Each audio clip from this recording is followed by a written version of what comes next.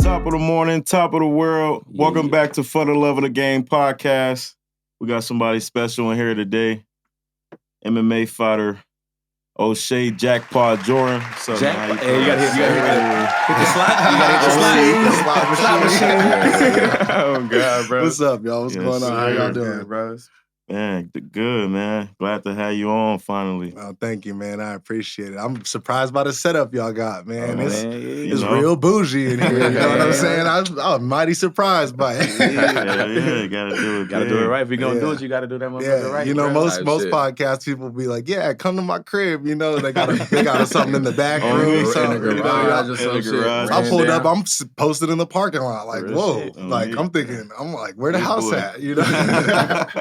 Man. We in the back of the warehouse and shit. Right. Hell yeah, sir. man. Shit, how life been treating you? That's been good, man. I just fought May 14th, so I think that's about 3 weeks ago.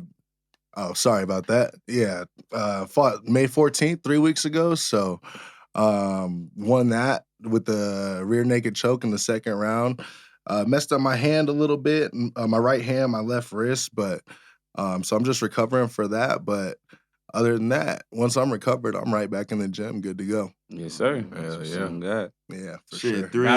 3-0 fights, 3 TKOs, you feel me? Yeah. Shit. Yes, The sir. first 3 for fight, 3. though, 13 seconds. Like, how was that debut? Man, it's so crazy because your debut, literally, you're going out there just like, all right, whatever happens, you know.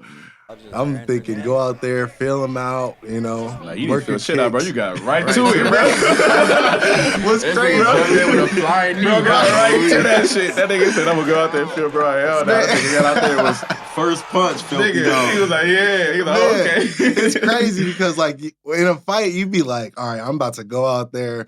I'm going to feel him out, pop, you know, throw some jabs, work my kicks, you know, work the circle. Yeah. And then Kind of warm up a little bit. Yeah, Real and shit, then real shit. first thing happened, he throw a kick, you block the kick, and then boom, you know? Yeah, shit. And that's crazy. the craziest, like the ones that rock a person the most, majority of the time it'd be My bad, the bro. ones that you barely feel hit their face. Right. You know, it's like a baseball bat, like when you get that Yeah. perfect hit, you know, or like when in basketball, like it like leave your finger and Yeah. You you're already like, know. it's going Like, there, you know. God. It's like following the index finger, you know, like real shit. when you land that perfect shot, you barely feel it crack, you know?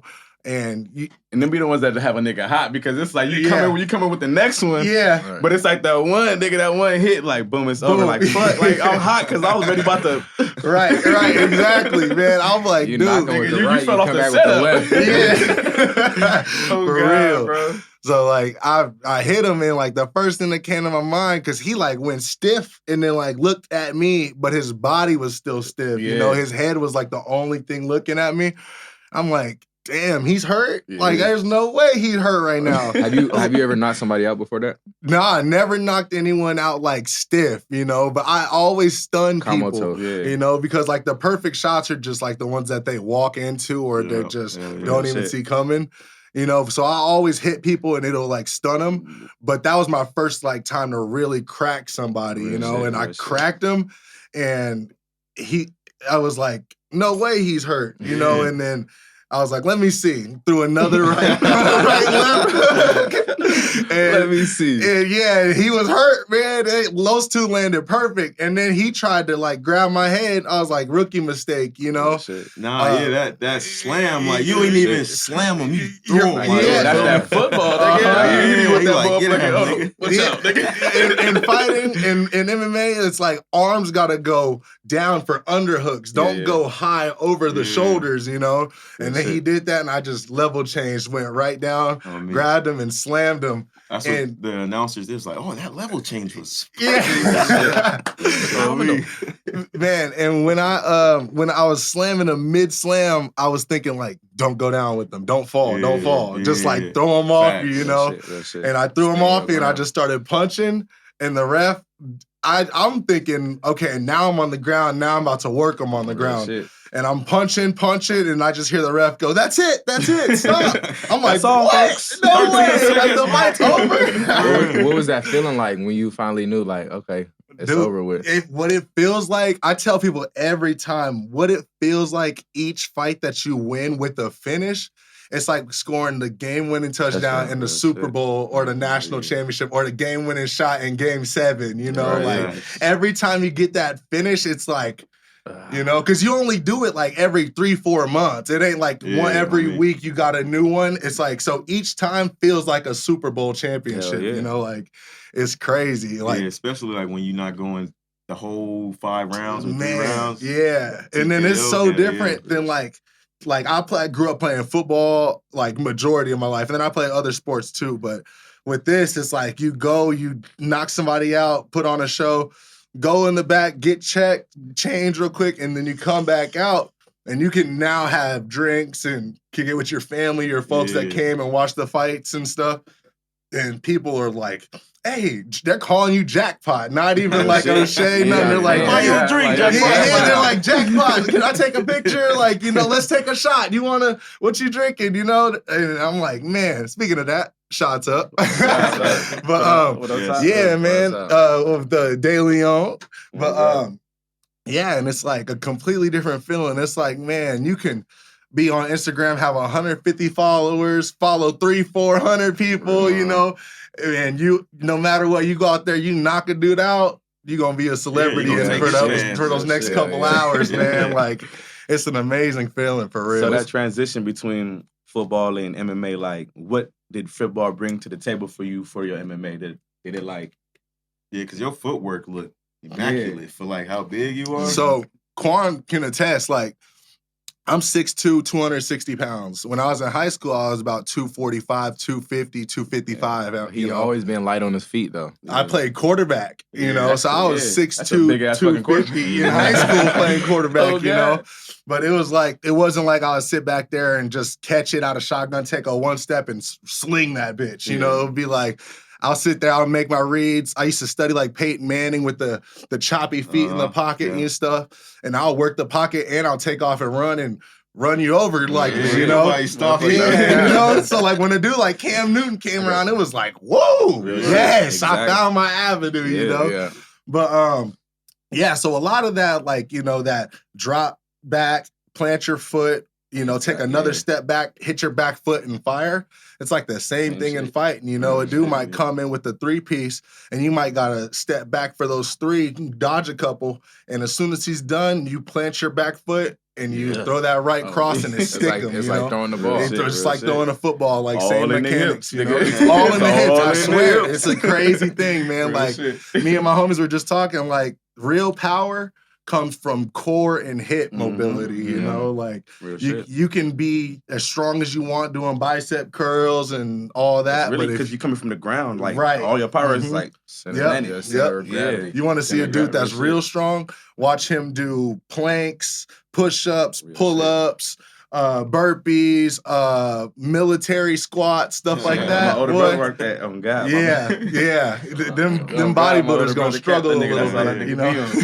I swear to God, little nigga, bro, be. What's your approach to your fights now? Like, before you do listen to music, you have like a regimen? Yeah. So I could take you through my whole day up to the fight. So.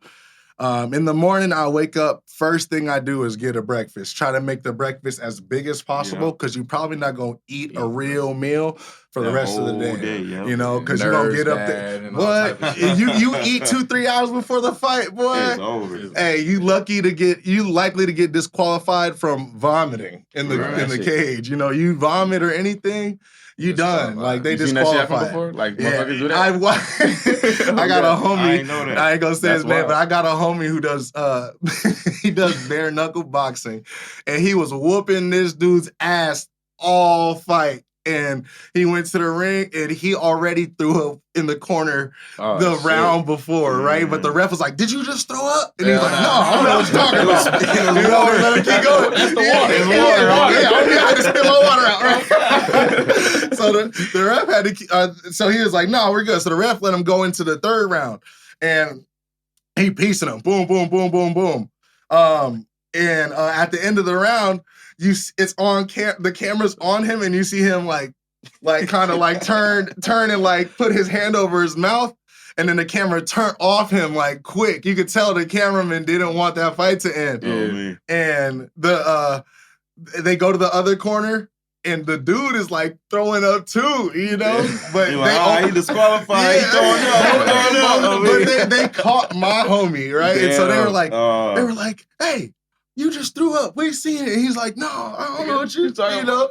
And it seemed like they intentionally didn't put the bucket in the ring so that, like, if he did, it would be like, "Yeah, we caught you," you know. Yeah. But yeah, he was whooping the dude ass all fight, and they gave the other dude the win, man. That's wild. But yeah, you eat too close to the fight, you're liable to, feel slow or even, You ever had to like not eat or like to make weight and shit? Nah, I'm a heavyweight, and I'm not like a 280, 290 pound heavyweight where I got to cut. The max is 265, and I walk around like 260, 265, so. Sometimes if I get real out of shape, I can get to like 270, maybe 275, but within like a week or two with my body, I'll be back at 65, 60 within like 2 weeks of just being focused. How do you cut weight? You like cardio? My biggest thing is water intake. So you want to try to get as close to a gallon of water every day as possible. No carbs after your last workout of the day, and so that's why I like to work out late in the day, like 5, 6, 7, even 8 o'clock, because you get to eat still throughout the day. You can get your carbs and everything, and then you work out late, boom, and then sometimes I might not even eat necessarily after my last workout. If it's late enough, I might just have a bowl of pineapple or something, but intermittent fasting is a big thing. So like for me, I like to try to fast for like 16 hours. So I'll try to stop eating by 6, and then 6 p.m. and then I'll try to not eat the next day until 10, which normally works because my body really don't even be hungry till like 12, 1 o'clock, so. That's all I gotta smoke first. Hey, for real, my lungs ain't right yet. So yeah, first thing I do on fight day, wake up, get as good of a breakfast as possible, A lot of the times, like if you're staying at the hotel, you can get like an omelet or waffles, bacon, sausage, stuff like that. And then I'm trying to get a gallon of water in through like before like 2, 3 o'clock. Like when I'm eating my breakfast, I'm trying to drink almost half that gallon, because you don't want to drink too much water too close to the fight either, but you want to be perfectly hydrated. So, and then after my breakfast, I'll go back to the hotel room, probably take a nap. And after I finish my water, I'll take a nap. Once I get done with the nap, I'll wake up, do some shadow boxing, kind of like a little burnout, kind of just to get the nerves out and get that initial exhaustion out. Because when you're that warm, if you don't warm up and you just go and fight, I guarantee you're gonna get tired in the first round, because you're gonna hit that initial exhaustion and your body is just gonna hit shock. So you make it a point to hit it before. So my body already like tired and it's just on autopilot at that point. You can't start an engine in the cold and expect expect it to just go 100 miles an hour off the jump, So, and then I'll do that, do my little shakeout, and then I'll hop in the shower, brush my teeth, get nice and fly. I like to try to get my mind right, look good, feel good, look good, play, or look good, feel good, play good, So, and then I'll head up to the arena, and then they usually have the fighter meeting,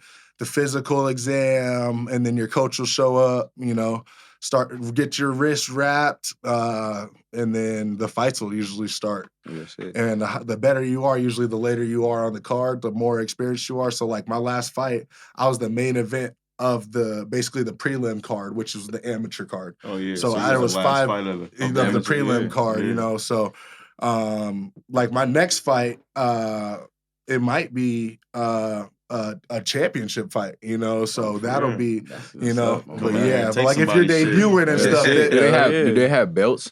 For amateurs, yeah. So there's a whole amateur regional scene, and you'll know dudes is that that something like you looking forward to do? Is yeah, that like 100%. Yeah, I want Like, who are you? Like, okay, so when you make it to UFC and all that, like, who is like a person that you're like you targeting? Like, Man, what's your target? Hey, Who's that's your a target? great question. That's a great question. So right now I train with Francis Ngannou. Well, I don't necessarily train with him, right? He way up there, right? Yeah.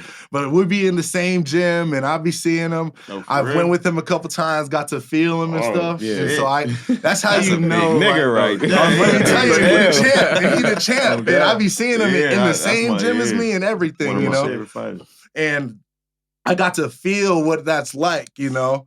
So yeah, you know. But the good thing is he 10 years older than me. So I'm 25, he like 35. So by the time I'm up there, like 30 in the UFC, whatever, 28, He gonna be old. he gonna be on his way out. So thank God, you know. Because that boy is no joke. Get up there, man. He is no joke. But there's a dude on the scene right now.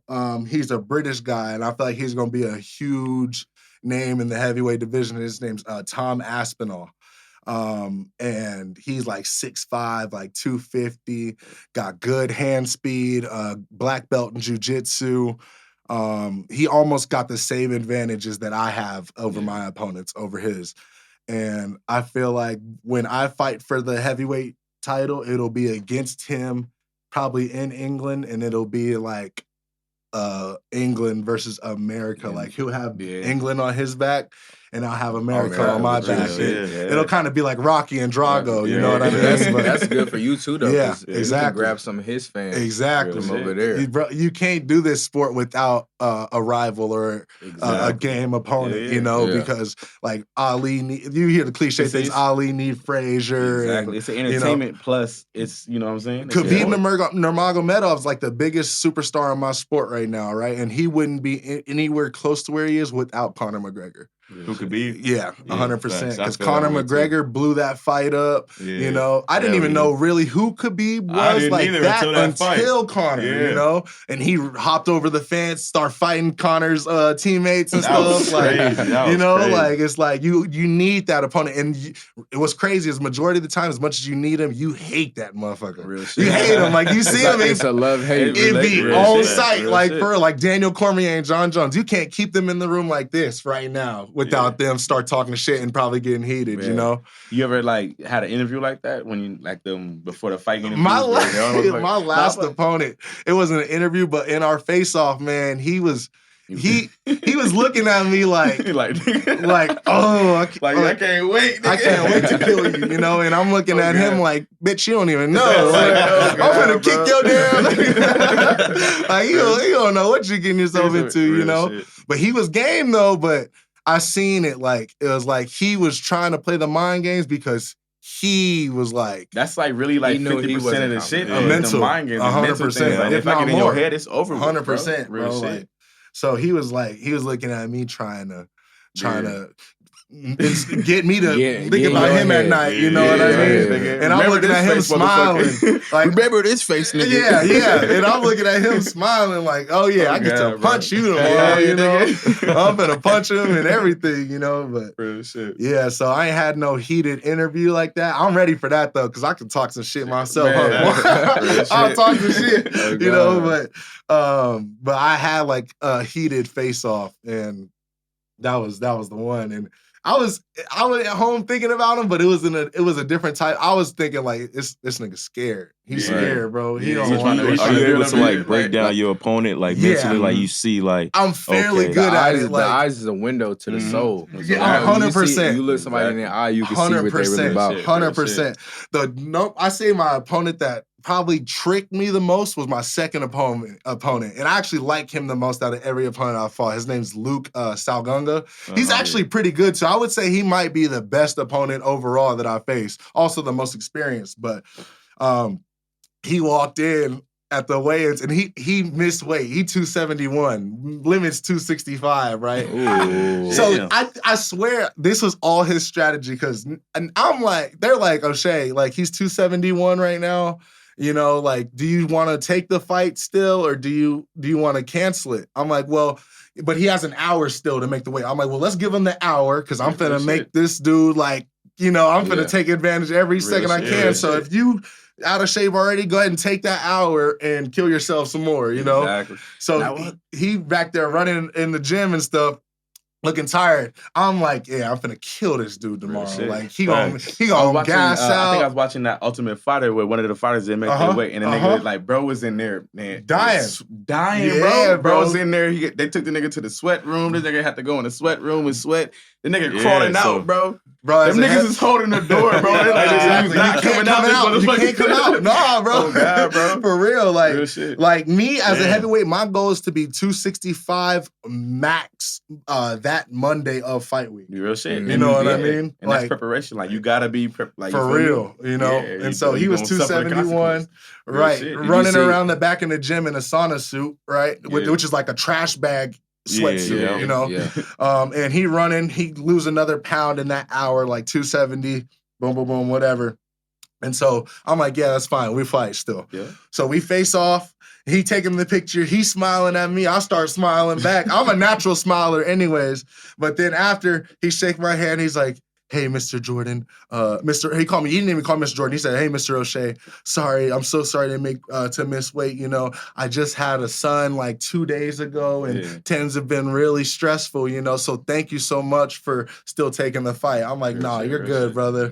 This motherfucker, the next day, what? It was crazy. Like he walked into the gym, he walked up to me, he walked into the venue, and I don't even like to talk to my opponents on fight day. It's like, don't even talk to me, motherfucker, because I'm trying to kill you. I'm locked in. No remorse. Right. And so, oh God. He walked up to me. He got the balls to walk up to me. He walked up to me. Hey, nice venue, huh? Good turnout, huh? It looks pretty good. Yeah. I'm like, yeah, it look good. I'm falling like for his trap. I'm still finna knock you out. Oh God. When the fight happened, bruh, I cracked him so many times. He not going nowhere. He stumbled like a couple times. Follow up, he's right back to it. He was Samoan, right? Samoan. We watched that fight. He Fijian. He from Fiji, you know, which is like, it's like same kind of concept, origins, you know, but like those, man, I was like, this dude is not going away. I had to choke him. To finish him. He wasn't going down like the first dude. Facts. That second dude was like, Luke was like, hey, shout out Luke, because Luke was game. Luke was for real game, because I kicked him with a mean, I hit him with, like, I can kick your person in the head. Like, I've done it 100 times, like, or max, or minimum. Hit him with a nice ass kick. Man, I'm talking first round, fake the level change, come up, whack, you know? I seen that one. Then he stumbled back. And I seen I'm that like, oh yeah. But what you don't do is run in, especially with a dude like that, because he just gonna duck his head and so a big one, you know? So it's like kind of play game, and then I just never found my opening again after that, and he recovered quick. And then I cracked him again in the third round. I threw a kick, and then I landed with the right body kick, and then I came back with a left cross. Like, it kind of put me in a switch stance, and it stumbled him. Boom. I was like, oh, yeah, I'm finishing him this time. Like, he tired, too. So I'm throwing crosses and hooks, and then I front kick him to the face. I thought I dropped him. Like, right when I front kicked him, I was like, oh, yeah, boom. Landed right in the head. He's still not dropping. I'm like, dang. So I'm damn, what else is it? You know? Oh God, this nigga like, it's a real Terminator. So that's like in WWE when you hit like 3 finishers, and niggas still like, right. Like the dude, like he like John Cena, you know? John Cena, he ain't losing. He gonna get beat up all fighting and pull it off in the end. But so after that front kick, we kind of square up, take a little breath because I feel my heart start beating. And then he kind of came through a little check hook, and I dipped right under, and I threw a cross and a hook, and then I took him down right after. And I was like, okay, this is. As soon as I took him down, I felt his heart start beating real fast. He tired. Like when you I'm tired. like, this is where I get him right here. Yeah, like gotta I choke him realized out it. Like, now. yeah, Take his air away. Yep, Exactly. And he had no way of getting up. I was like, this is where I get him right here. So compared to your first fight, 13 seconds, like what did that second fight teach you? Like, you know, Man, complete opposite end of the spectrum because I had a 13-second finish, and then this guy finished him with 30 seconds left in the whole fight, you know?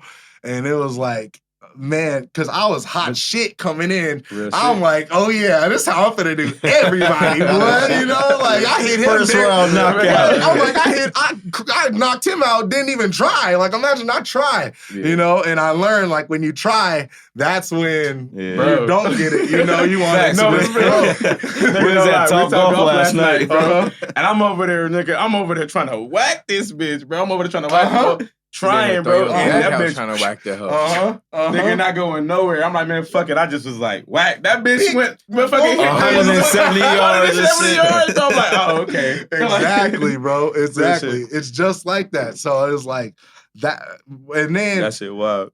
And then it was nice because I got to finish him with a submission instead of a knockout or TKO, you know, because my specialty naturally is striking, but the goal is to be the greatest mixed martial artist you can be, you know. So you want to have the grappling, you want the jiu-jitsu, the wrestling, striking, everything, you know. So my last two fights for them to be submissions based off the wrestling takedowns too, it was like, yeah, you know, now people got something to be worried about because that's not even my specialty. Yeah. You know? So, like, your specialties, I know, like, a lot of people, like, cross, like, you feel me? You start off in jiu-jitsu, then you get into, like, what would be your cross to get your shit top flight? So, I started with Taekwondo through Spirit Taekwondo through Devin Nudick and Yasmin Brown. 4th degree black belt, 3rd degree black belt. Devin's a 4th degree, Yasmin's 3rd degree. I was just about to ask you about that. Yeah. There's some bad motherfuckers too, I promise you. They'll both kick your head off, you know, like it's crazy. Yeah. And so I started with that. COVID ended up ending all the Taekwondo stuff, shut my studio down and everything. And so I was already training up at Extreme Couture on Saturdays, and I would do a kickboxing class in the morning. And so I would do Monday through Friday Taekwondo, and then I do kickboxing on Saturday, and then sometimes we'd actually have Taekwondo team practice later in the day. So when my studio closed, I was like, well, I know exactly. And I always knew I was going to take the Taekwondo into MMA. Yeah. But I was like, well, this is not to sound like cliche or nothing, but it's like God's plan, you know? It's like, so I went and started going to Extreme Couture 6 days a week, you know? And that was just how that went. And so that was the transition into as far as how I even kind of ended up in the MMA game. Yeah. But the things I can work on, because I always have the natural, when you're naturally going to be good at the first thing you learn, you know? So like if the first thing you do a lot of times is jiu-jitsu or wrestling, like you've been wrestling since you were a kid, or you're a boxer or Taekwondo, that's where you're going to be the most comfortable, you know? So like me, I'm the most comfortable at range kicking you, you know, but I also got to get better at in-range fighting. As far as with my hands, I'm getting better at that. And then I'm always working on the wrestling and the jiu-jitsu because that's like the exact opposite of my specialty, you know? Exactly, yeah. Shit, as long as you know, like, what's your weaknesses, that's the most important thing. You working on the weaknesses. So the other shit already, you feel me, strong and shit. So that's good that you already know, like, what you need to work on and shit. 100%. 100%. That's a part of staying humble. Mm-hmm. Yeah. Mm-hmm. Man, in my game, it's crazy because the higher you get, the harder it gets to stay humble. You know, like people start looking at you different. You walk into a room, people start, and I'm not even on a high level, not yet, you know, but it's like the energy they giving you. Man, girls start looking at you different, you know, like, it's like, whoa, it's like, what the hell, you know? I knew this girl for like 4 years right now, you know, and now she want to hit the jackpot. They want to hit the jackpot, right.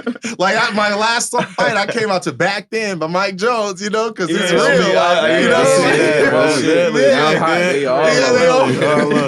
For real. And be like, man, you know. So you gotta like the key is to tell yourself like, damn, I'm really not that good. Yeah. You know, because once you start doing that, it's like you gonna continuously get better. Like real shit. Yeah, because you have the ultimate security and everybody telling you how good you are, and you have almost no insecurities, you know. So you got to create your insecurities so that you got that happy median, you know, like everyone telling you how good you are. And you tell yourself how much you need to work, you know, and then it'll flip. I can relate to that for sure. Exactly. And it'll flip one day. It'll be everyone talking about how bad you are and how much you suck, and you got to tell yourself like, I'm still the best in the world. Like I still got, you know, like I'm still like that golden child, that chosen one. You know, it's a difference between cockiness and confidence. Exactly, 100%. Yeah. For sure. Shit, how it make you feel like when you coming home and you know all your partners and shit like, damn man, I'm watching that fight, like keep going. Like how that make you feel like coming off a first debut win and coming off like now you got 3 wins like, under you the belt, 3-0. Man, I swear to you, the greatest thing, like if I could pick anything that's my favorite thing about fighting, it's the relief after the fight. You know what I mean? Because you be training for 2 months, 3 months. Yeah, facts. You know, and at the whole time, like it'd be different if they were like if we walked into the gym one day and I saw, say, Francis, and it's like, Oshay, you're up against Francis, go. It's like, all right, bet, boom, boom, boom. But you give me 2-3 months to prepare for Francis, that's the scariest shit ever. Because you like, damn, you thinking of all the possibilities, how he could finish you. It's way too much time to start thinking. And it's like, you're thinking of all the ways you could finish him, and you're thinking of all the ways he could finish you, and it's like he got way more ways. Like you telling yourself like, damn, he got way more ways that he could finish me than I could finish him, you know. Right. But when you get in there, you realize like, oh, like he not what I was making him to be, you know. And that's what I was saying earlier. It's like it's 50% mental. Like, 100%. I feel like that's everything. Like my first performance, I'm like, fuck, man. I'm probably one of your best performances. Yeah, and then once it's over, like, man, I was stressing for fucking 8 minutes worth of fucking performance time. Like, the crowd went crazy. It's like, man, no, for real. So it's like that's my favorite thing is the relief, because it's like, man, you know, I gotta go in there and you gotta promote your fight. So everyone now is like, oh, like Oshay finna fight. We gotta watch it. Yeah. You know, like, is he gonna keep the streak going? You know, like all this. And it's like, man, you get in there, you finish them, and it's like, it's like, I get another 3 months to be cool, you know? I don't gotta be like a loser for the next 3 months. I get to be cool. So did that put like stress on you? Because I know like everybody want to be undefeated, you feel me? Yeah. So like having that at the end of your record, like I know that's important to a lot of people, but like is it like stress in the back of your head, like fuck, like it's my record? It's nice. It definitely is amazing, and I want to keep it, you know, but in my game, it just don't happen. Mm-hmm. You know what I mean? Like even there's 2 people that are undefeated technically in UFC history. It's Khabib and John Jones. John Jones, I personally think lost to Dominic Reyes in his last fight. And he only has fought in a couple times over the past 5-6 years, which is really, if you look at his career, those 5-6 years would be the time for him to lose. Just off of normal MMA, you look at how an MMA career span go.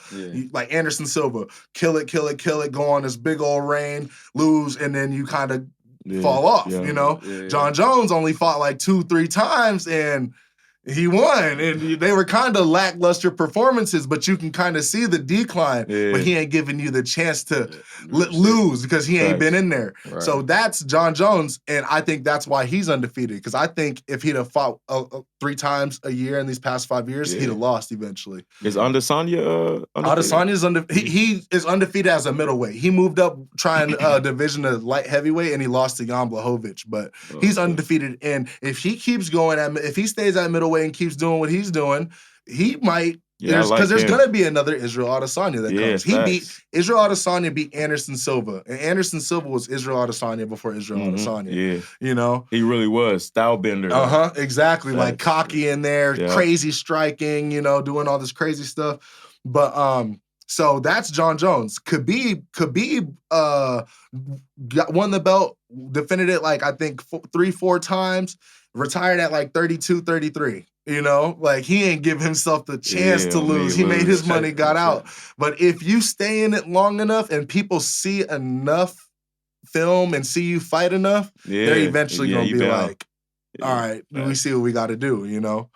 But that as far as the O right now, I love it because it builds the fan base and it builds the love and the support. You know, people don't want to support a loser; they want someone that's gonna win. Yeah, you know. So I plan to keep winning. I don't plan on losing as an amateur or a pro anytime soon. Yeah, you know, like if I lose, it's gonna be in the UFC. You know, someone's gonna beat me in the UFC, and then I'm gonna bounce right back and go for a title run. Yeah, you know, and then beat them one losses. Like fucking Canelo, that one loss, he went on a fucking like 12 winning streak, you know. Shit. But I ain't losing on this regional scene, you know. These boys ain't hanging with me over here, you know. But it's bound to happen one day. But it's like, you know, in my sport, it ain't like boxing, you know. In my sport, you get hit and you get rocked. It ain't no, all right, to your corner, 1, 2, 3. It's like, boom, oh, he's down. Boom, boom, oh, he's out. Right, you know, it's like it's like a 3-punch sequence. Like, boom, oh, he's rocked. Boom, boom, oh, he's out. He's out. You know, and then it's over. It's like, damn, I didn't even get a chance to recuperate. I didn't get no 8-second count. You know, like if I could get an 8-second count, or like a dude get his arm around my neck and the ref gotta hop in. Like, all right, loosen it up a little bit. Let him get a chance to defend. All right, now go. You know, like it would be a completely different game. But why you see that shit though. That's why it UFC is so a whole fast. Different. Right. And this look at what's his name? Ryan Garcia. He got rocked by that Campbell, that Luke Campbell dude, I think. Yeah. What if that was MMA? He loses that fight for sure because he was rocked, and then he was like, he stood up. The ref was like, "You good?" He was like, but you see, like he wasn't good. He was shaking it off still. Right. It's like, man, that's how Rolly was though. Javante. Yeah, fight. Exactly. It's like, man, imagine like how he was rocked. Javante don't even gotta back up. He gonna come and punch you 3-4 more times. You know, like imagine that. And then you gotta bounce back from that. You know, like you gotta deal with the fact that you just got literally you were fighting and then you just woke up. You know, like you were fighting and then you're like, wait. Like, what happened? What happened? What we doing? You know, they're like, dude, you lost. You're walking to the back. They're like, what are you doing? What we do? You're like, wait, I lost? I lost? I was just walking out. That's what happened to Rolly. He went to his dad. He was like, what happened? He was like, but I hit him. I hit him though, right? Yeah, that's what happened. Because you get, like, there's undiagnosed concussions, you know, and in fighting, when you get knocked out, they usually diagnose your concussions, but, like, that happens a lot. Like when you get concussed, you're gonna talk in circles. Like my brother, he played football, and he plays football. But there was one time in a 7-on-7 tournament, he caught the ball and got like sandwiched, like up top by 2 people, and it was in the semifinals of the championship, and he didn't get to play the championship game. And he was like during the game, he was like, wait, did we win? Right? And they were like, yeah, we won. We're going to the championship. He's like, oh, okay. Can I play? And they were like, nah, bruv, you can't play. You got a concussion. And he was like, he would start crying. He'd be like, I need to play. Like, you know? And then he'd stop crying, and then he'd be all right, and he'd just be chilling. And then like 2-3 minutes go by, and he'd be like, hey, wait, did we win? Yeah. And he'd be like, we won, bruv. We going to the championship. And he'd be like, oh, okay, bet.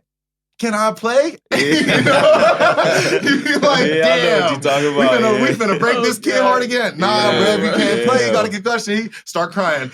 I need to play. Like, you know, like, boom. Stop crying for like 2-3 minutes. Wait, did we win? Like, damn. You know, but that's what happened. You get knocked out. You'd be like, wait. Crazy. You'd be like, wait, I lost? They'd be like, yeah, you lost, bro. And you'd be like, wait, how'd I lost? Show him the film. Kick me in the head. You'd be like, dude, there's no way I lost. I was just walking out. And then you'll stop. And you'll be like, wait, I lost. Literally, like it's like you're like you got a concussion, dude. You can't remember. It's hard to come to terms your with fucking reality. brain hit the back of your head, the front of your head, and the back. And Nigga, like, you know, side right? Rattled your shit. And there's like, different concussions, shit, right? bro. Like there's concussions where you get hit, boom, and then they're on the ground, and you're like, damn, and then you get back up, like in football. And then there's concussions where it's like, boom, and it's just like a light. You know, and then you're like, wake up, and everyone's around you. You're like, whoa, that's when you get knocked out. Right. You know, that's an instant concussion. Man, that shit waking up like, what the fuck going on? And I ain't stop touching me, bro. Like, what you doing? And thank God I ain't never been blacked out like that, like knocked out. But I done had a couple times where I got rocked, and it felt like 5 seconds, and then but literally it was like a half a second. And I looked, and it was like the dude's in front of your face. Down on your ass. Oh shit! Yeah, he's like it was like he was over there. Now he's like right here. You're like, hold on, you know, and he coming, boom, boom, boom. You like, whoa, you know. But like I've seen it, and I've researched it enough to see like, okay, so yeah, you get your light switch turned off. That's what it's like, you know. You just wake up like, man, yeah, for sure. Real shit. That's crazy. Yeah, man. Yeah. It's a crazy game, but you know, the greatest thing about it is it's the ultimate test to yourself. You know, you get to prove something to yourself every time. You know, you get to either go in there and prove how great you are, you get to prove in there and you get to go in there and prove how much work you need, you know, but either way, it's like, you know, you get the ultimate like test. you said, though, like from that first fight to the second fight, you did a nigga in, you know, if you whatever, and then you went the rounds the last fight. So it's like, you know, the transition, it's like, all right. Yeah, you getting like, the experience of everything. Like 13-second knockout, then you go 30 seconds from the last round. Then what was the last fight? Second round, I think I got him a minute or a minute and a half into the second round. And that was a choke. Yeah. But man, it's like I was talking about if Francis were to be in the gym one day and I was walking in and they're like, Oshay, you're up with Francis, go ahead and go. Yeah. Right? That there's no nerves. You just go. You know, but those nerves are what keep you sharp, you know. So like my first fight when I knocked him like that, I was nervous because that's your first debut, you know, and you don't even know what's going on. Nothing. You don't know what to expect. You don't know anything. You thinking you walking into a full blown killer, like he finna kill you, you know, and then you get in there and you realize, oh, he sucked. You know, not even like he sucked, you know, but it's like you know, like, oh man, I'm thinking I'm fighting. I worked harder than him. Right, you can see the work. Right. You know, like I think I'm fighting Mike Tyson. I'm fighting Butterbean. You know, like, and then my second fight, I really wasn't nervous at all. You know, because remember he missed weight. He talking to me like, "Thank you for taking the fight, Mr. O'Shea." Like, you know, I'm like, I'm finna smoke this dude. He called me Mr. O'Shea. Yeah, you know what I mean? Like, I'm finna smoke this dude. Right? You know, you're soft, bro.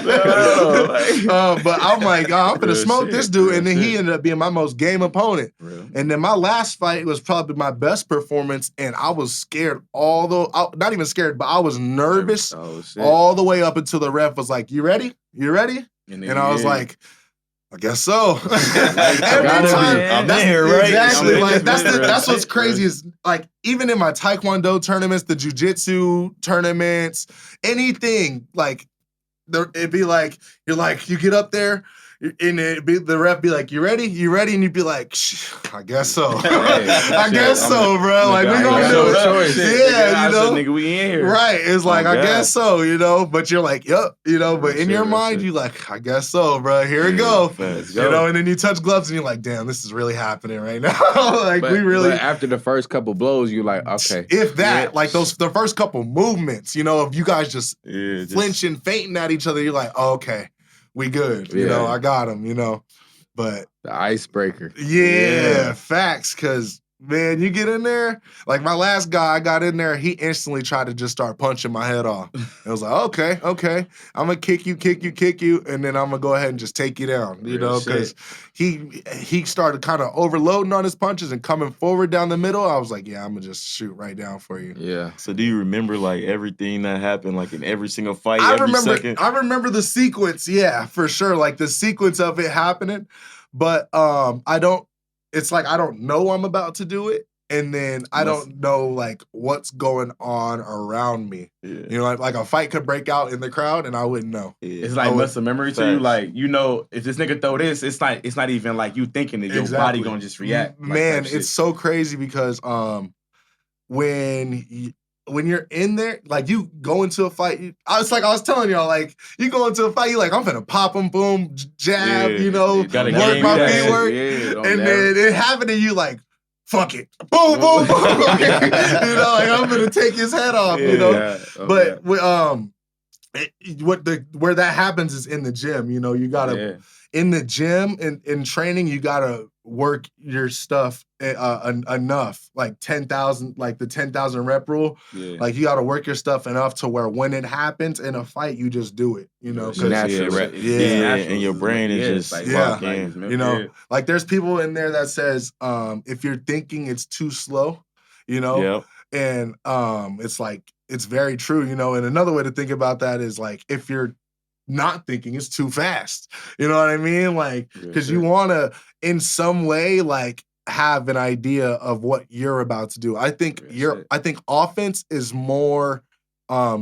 mental and thinking than defense. It's like in any sport. Like defense is instinct. In any sport, right? Like defense is like D up, you know, switch, like, boom, or whatever. Offense is strategy. Offense is all strategy, like, you know movement, and all that. You know, so you're really thinking more on offense and your muscle memory on defense. And then sometimes you'll do things on defense and you'll just think to yourself, oh, throw this now. You know, like as soon as you block it, you're like, jab. Boom, you know, but you're thinking more. It worked for real. And sometimes you'll impress yourself. You'll be like, you'll be like, try that again. Yeah, you'll be like, let me fake this. It take you back to the sparring. Like, oh yeah, I remember that. Bow. Boom. Like, let me fake this check hook and come up with an uppercut, or I'm gonna fake the takedown. You ever have like a coach moment, like, oh, so that's what they were talking about. No, man, fight. God. So shout out Coach Dennis Davis, the Piranha, right?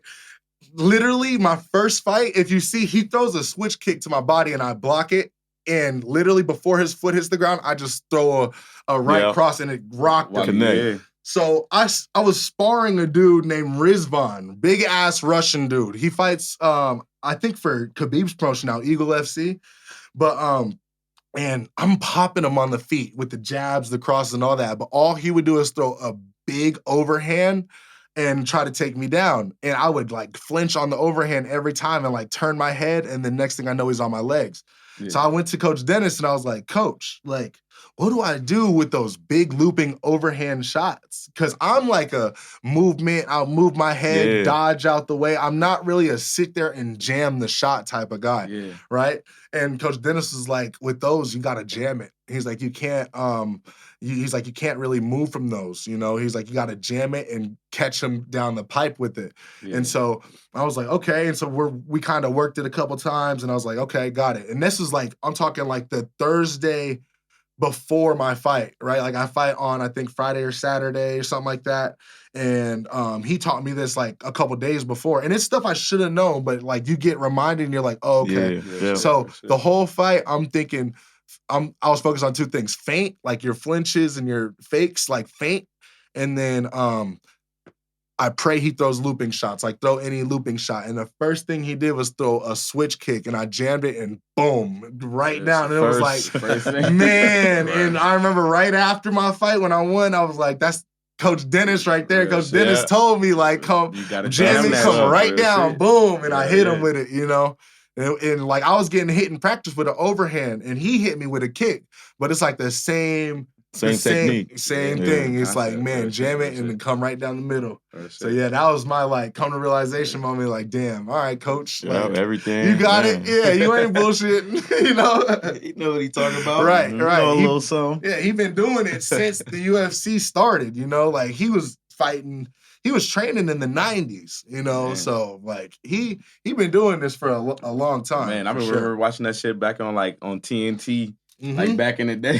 Spike TV. Spike TV on God. Real shit, real Rampage, shit. breaking doors and shit. Bro, hey, that's so funny because what's hilarious, that's so funny because I always say like that season of The Ultimate Fighter is what got black people into UFC when Rashad and Rampage did the Ultimate Fighter.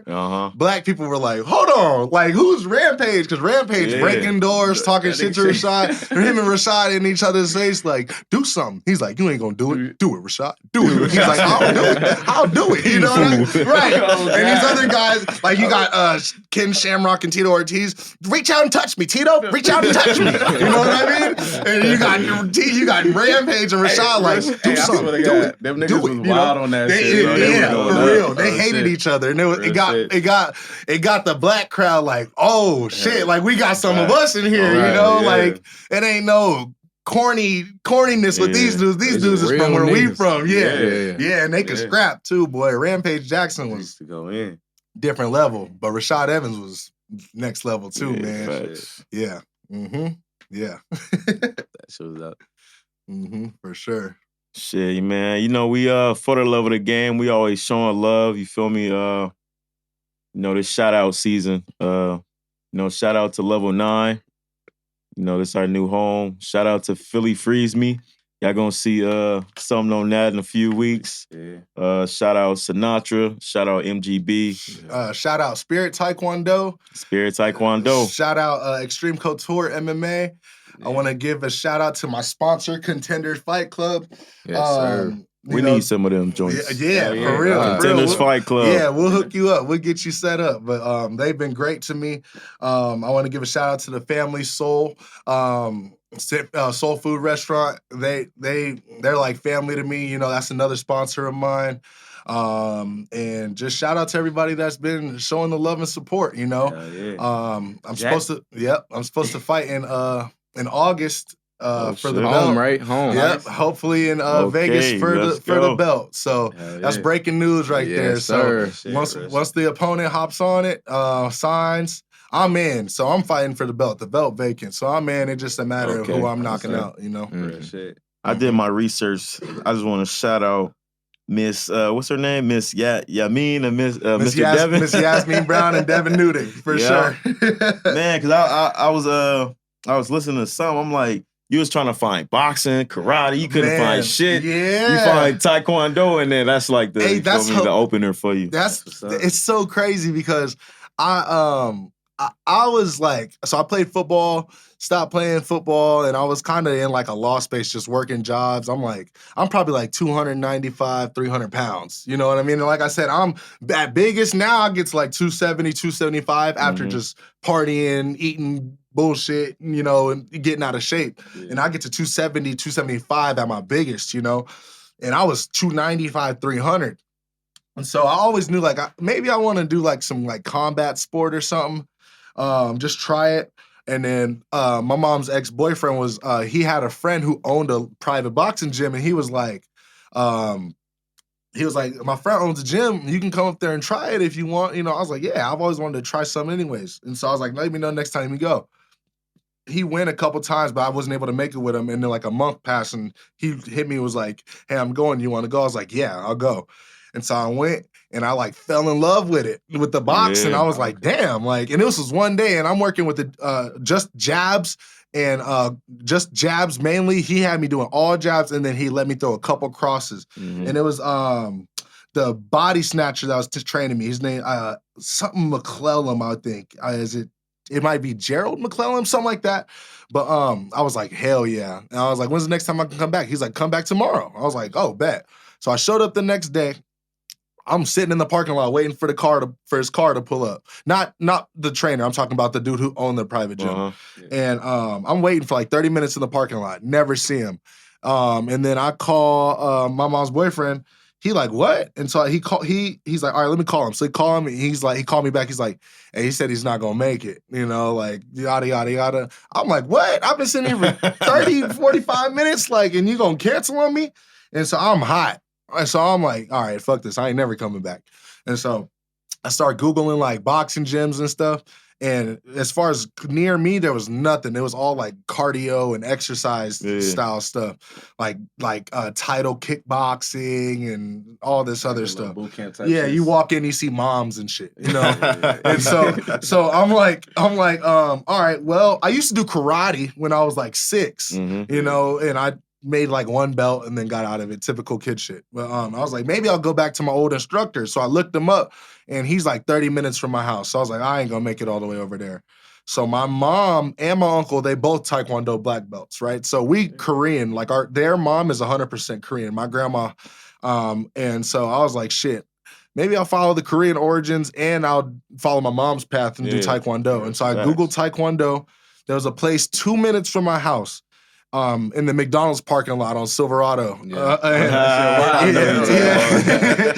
so I went in there and I was like, oh, this ain't it. You know, it's like he looked kind of weird, like an old weird dude teaching kids. Yeah, like some Mr. Miyagi. Yeah, some McDojo school type of thing. I was like, yeah, this ain't it. So I went to the next closest place. They were like 7 minutes from my house, and it was Spirit Taekwondo. And then boom, that was that. And so as soon as I walked in, Miss Yasmin walked up to me. She's like, hi, like I'm Miss Yasmin. She's like, what can I do for you? I'm like, I'm looking to train somewhere, some Taekwondo. She's like, oh yeah, step into my office. She was like, do you want to compete or you just looking to exercise, train? I was like, I want to compete. And she's like, oh, okay. Yeah. She's like, come on Monday and I'll introduce you to Mr. Devin. He's our head instructor and we'll get you all set up. And so she was like, just wear like some athletic clothing and show up on Monday. Showed up on Monday, met Mr. Devin.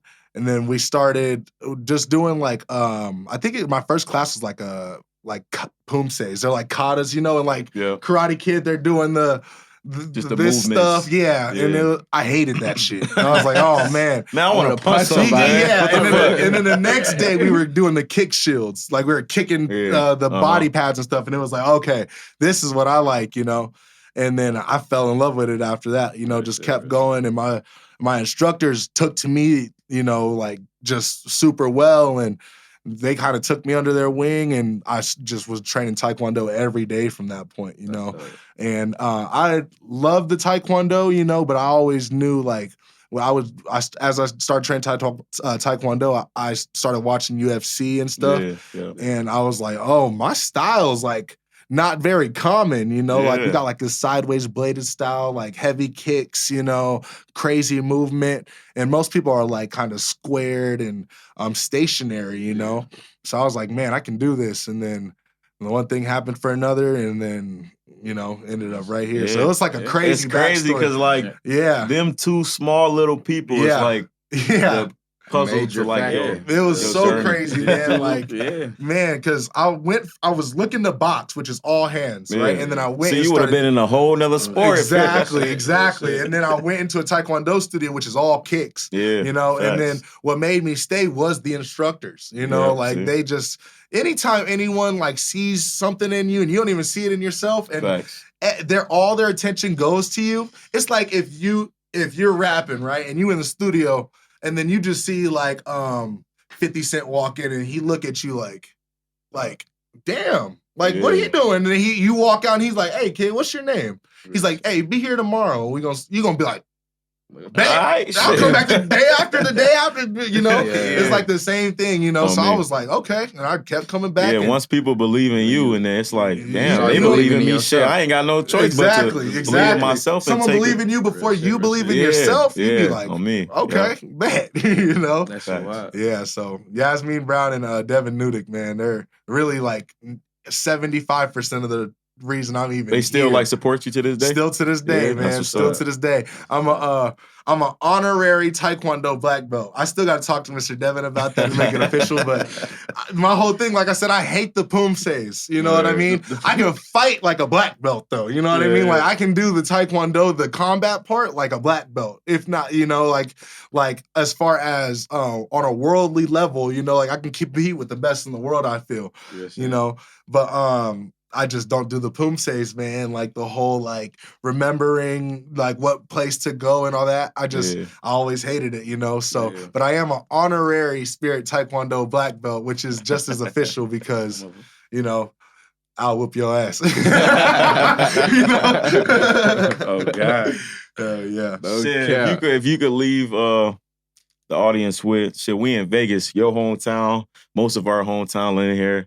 Shit, if you could leave the audience with something like, you know, just fucking coming from nothing and just being like, you were supposed to play football, having a whole career change and like just staying on it. You feel me? What's something you can give back to the people watching who want to be a MMA fighter one day? Man, first off, what's beautiful about MMA is there's no age limit. You know, like in football, you don't get a scholarship by the end of your senior year of high school. You go in JUCO. You don't get enough PT by the end of your senior year of college. Start looking for a job. You know what I mean? MMA, there's people starting their amateur career at 32, 33. You know, so if you even like, man, maybe I want to try it. Get your ass in the gym. That's the number one first thing is to walk into that gym and see if you really want to try it. You know, because a lot of people be like, yeah, I think I want to try it one day, and then it'd be like one day never come because they just never go to the gym. You know, if I had kept saying one day and never walked into the gym, I'd have never tried it. You know, we wouldn't like, be here today. It took me walking in there and being like, oh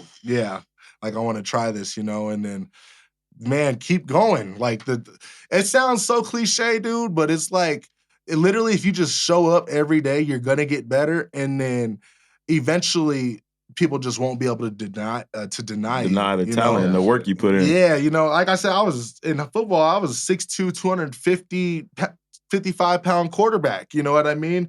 People denied me all the damn time. And like, it was like, I didn't have that ability at the time. Like, one, you're not able to call the shots in football anyways. You don't start, you're not starting. Coach said so. You know what I mean? Yeah. But in football, it's like I didn't have the ability to really take it. Yeah. You know what I mean? And be like, no, this is my spot. You know, it was like in fighting, no one can deny what you're doing. You know, so if you're working hard, more like an individual sport. Exactly. So it's all on you. You know, so you can't be working harder than somebody and then they start over you still because they're the coach's favorite or something. You know, so keep going with the MMA. Always go for it, and man, find a good team, you know, like find coaches. They don't have to be the best coaches in the world. Like I go to Extreme Couture, a big gym, famous coaches, you know, working with, you know, UFC champions and all that. And there's a place that you can learn the same stuff, you know, if not better, because it's one-on-one with a smaller gym, you know. So just find the right gym for you and everything else will start to take off. But the key is that initial step, you know, that initial step. Take that first You heard step. it from the man himself, Oshay, Jackpot Jordan. You feel me? Yes, sir. Shit, when the next fight? It's supposed to be in August in Vegas for the belt. So you heard that. Figure that out. Like I said, hometown. Before. Everybody better come out. Gotta come out. Hometown. Yep. I'm trying to sell 1,000 tickets. So 1,000 tickets under Jackpot's name is what we're going for in August. Yes, sir. We're gonna reach that, exceed it. Yep. Yes, sir. Yes, sir. Yes, sir. Any last minute shout outs? Shout outs.